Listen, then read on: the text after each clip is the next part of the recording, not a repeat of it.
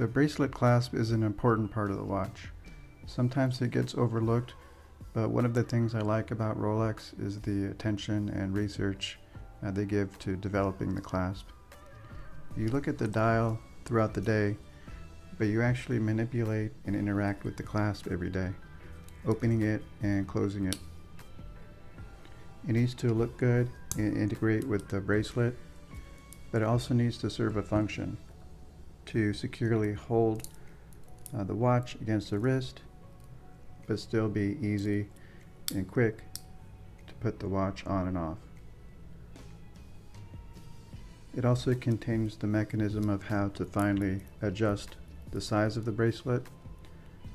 So I'll go over the various Rolex Clasp design and features, starting with my oldest and simplest one and ending with my newest and most complex and everything else in between. So here's my guide to the Rolex Clasp.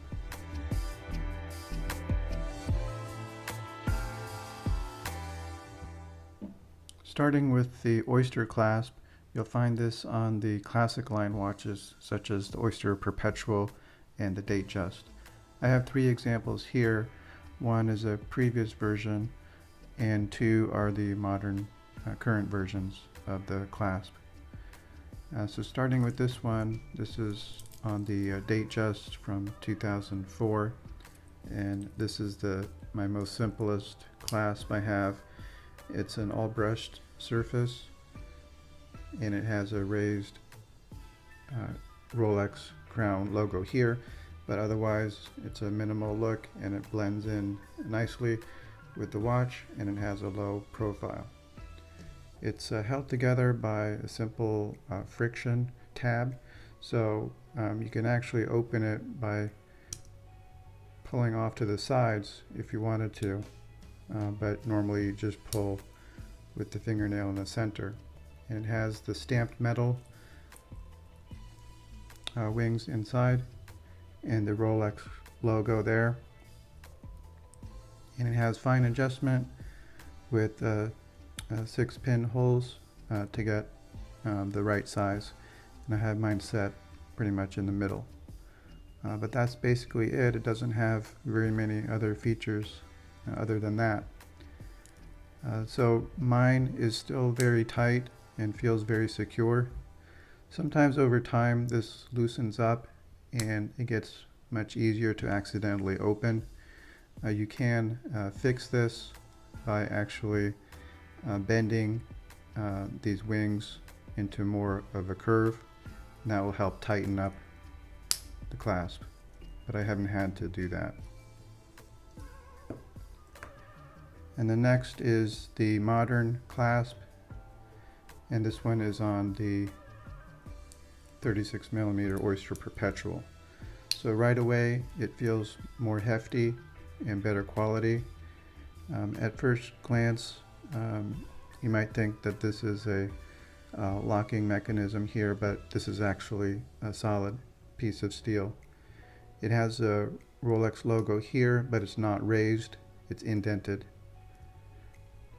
So opening it, there is a lever here, so you have to flip back the lever in order to open the watch. So that's an extra safety mechanism. And inside it's much more solid. It has the milled steel. But there are less fine adjustments on this. The pinholes are inside, and there's only 3 options for sizing on that. But overall this is a big improvement over the Oyster Clasp. And this is another version, except this is on the Datejust. It's mostly the same, except this has polished on the center and brush surfaces on the sides. So on the higher end watches, they make the Rolex logo raised again, so you can feel this. It's a raised Rolex logo. as opposed to the Oyster Perpetual, which is not. And otherwise inside is pretty much the same. Although this one does have the Easy Link extension, which is another feature which the Oyster Perpetual does not have. So you can get a little bit more adjustment to the size by opening and closing this extension.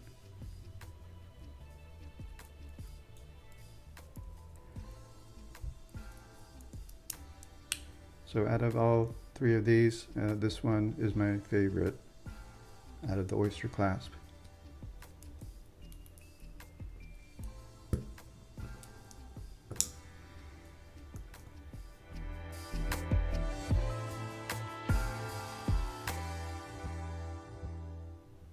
I have one example of the Crownclasp. This is available on the President bracelet and the Jubilee bracelet. This one is on my Datejust 36mm with the Jubilee bracelet. So this allows the bracelet to extend all the way through, and then there's a small, on this side, a small Rolex crown, which is used as a lever to open and close the watch. So if it's pulled open like that, it releases the clasp, and you have the milled steel clasp inside. But there's no option for fine adjustment of the size, so that's a drawback to this watch. But it allows the watch clasp to have a thin profile, and this is appropriate for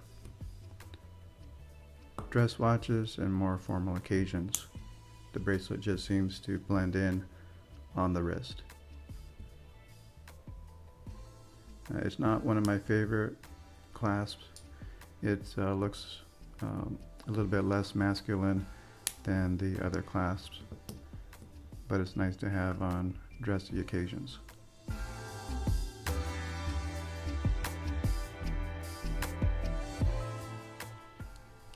Going on to the Oysterlock Clasp. This is found on the professional line watches.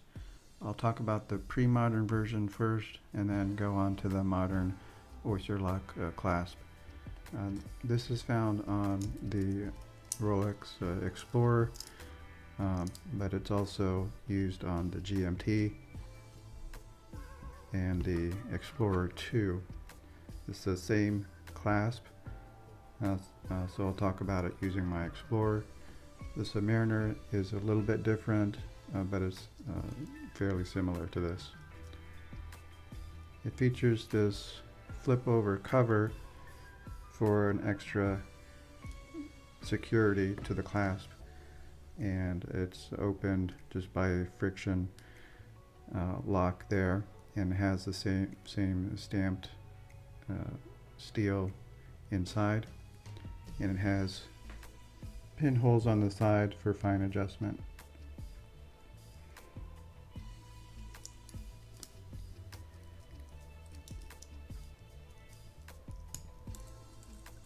So this is a very reliable clasp.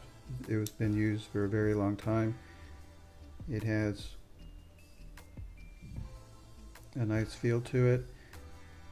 It's not too thick or too heavy, but I think it just matches the older style Oyster bracelet. So the Submariner has the extra feature of the dive watch extension, so that makes it a larger clasp and it takes up more space on the wrist, but it does feel more substantial on the wrist, going along with the size of the Rolex Submariner. So the Wetsuit Extension is located on this side, and it's released by pressing in on the small button over there. It also has the pinholes on the side for size adjustment. By the way, if you're concerned about the authenticity of the bracelet, you can look at the markings inside. It has a reference code, and it has a code that corresponds to the date of production. So it's not showing up on the camera, but mine has a small code that says OP11, which means that this bracelet was produced in the 11th month of 2006. So you can look up the code to see if the bracelet matches the production year of the head of the watch.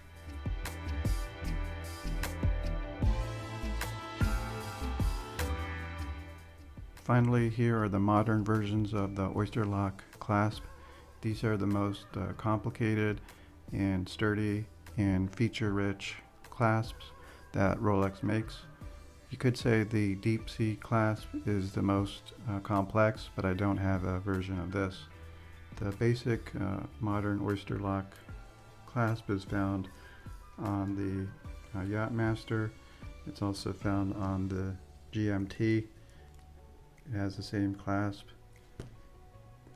And this GMT is fitted to a Jubilee bracelet, but it uses the same Oysterlock clasp. It's heavier, has a bigger presence on the wrist, but it also looks more refined.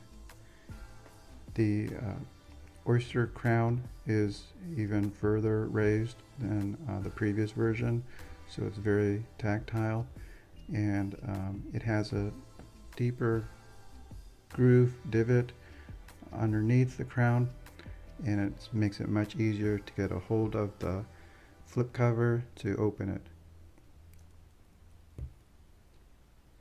And now it also has that hinge mechanism as an additional feature, which you have to hinge open in order to open the watch. So it actually closes by this hook here into that hook there to close it securely. This version has polished center and brushed on the sides, and it's all polished inside with the milled steel, and it also features that easy link extension, and it has holes inside for finer adjustment. So it's very reassuring, very high quality clasp.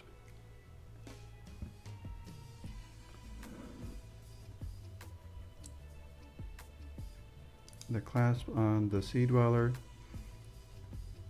is different and more complex. This one has all brushed surface, but it has that same Rolex crown and flip cover. Same mechanism to open it, but it also has the Glidelock extension, which gives a bigger range of finer adjustment to make on the size. But because of that, it's a overall larger clasp and takes up more real estate on the wrist. And the other feature it has is the dive watch extension, which is called the Fliplock extension, and that's located right here on the side, and it's opened by pressing in here.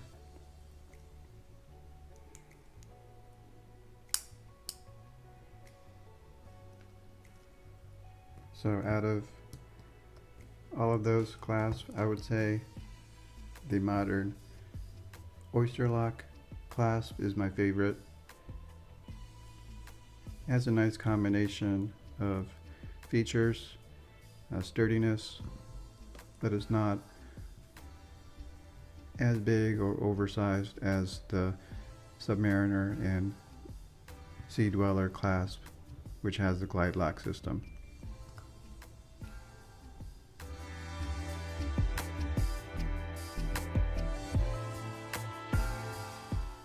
So that's my summary of the Rolex Clasp, going from the Oyster Clasp to the Oysterlock.